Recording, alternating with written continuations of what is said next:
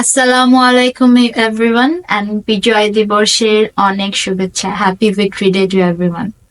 আমি কালকে বিজয় দিবস উপলক্ষে বাংলাদেশ এমবাসি থেকে একটা ইনভিটেশন পেয়েছিলাম, বই মেলার ইনভিটেশন। আমরা সবাই বই পড়তে অনেক পছন্দ করি, স্পেশালি বাংলাদেশিরা। আর আমাদের দেশে তো ভাষা আন্দোলন উপলক্ষে ফেব্রুয়ারি মাসে পুরো এক মাস জুড়ে অনেক বড় একটা বই মেলা হয়। তো আমার এখানে আসার পর খুব ইন্টারেস্টিং লেগেছে ইনভিটেশনটা পেয়ে, যে এখানে বাংলাদেশি বইমেলা।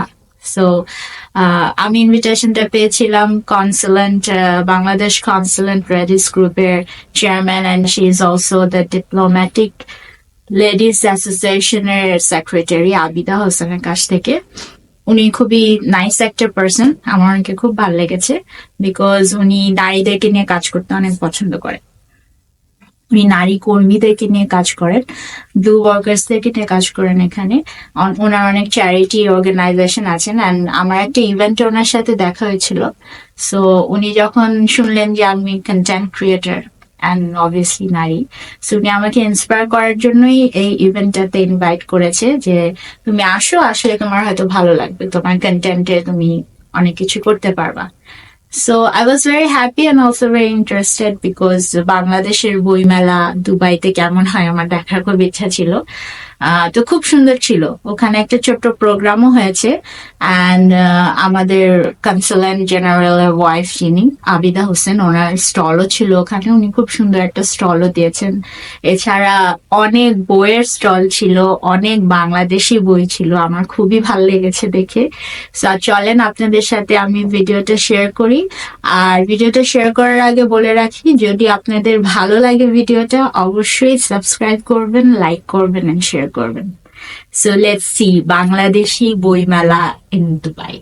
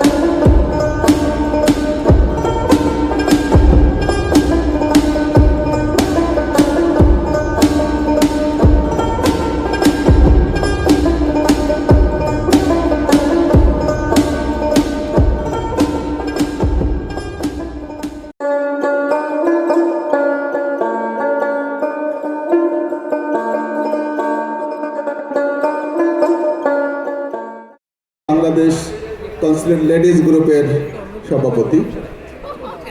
আপনি এখানকার ডিপ্লোম্যাটিক কমিউনিটিতে বেশ সক্রিয়। ডিপ্লোম্যাটিক লেডিস অ্যাসোসিয়েশনের আপনি জেনারেল সেক্রেটারি। কিছুদিন আগে এখানকার মোস্ট ইনফ্লুয়েন্সিয়াল লেডিস 25 জনের মধ্যে আপনি নির্বাচিত হয়েছেন। অনেক কিছু আপনি এই যে এখানকার এতগুলো সংগঠনের সঙ্গে আপনি জড়িত আছেন, সাধারণ কর্মী, বিশেষ করে নারী কর্মীদের নিয়ে আপনি কাজ করেন। আর কত কষ্ট করলে তার পরিবারের মুখে খাবার জোগাড় করতে।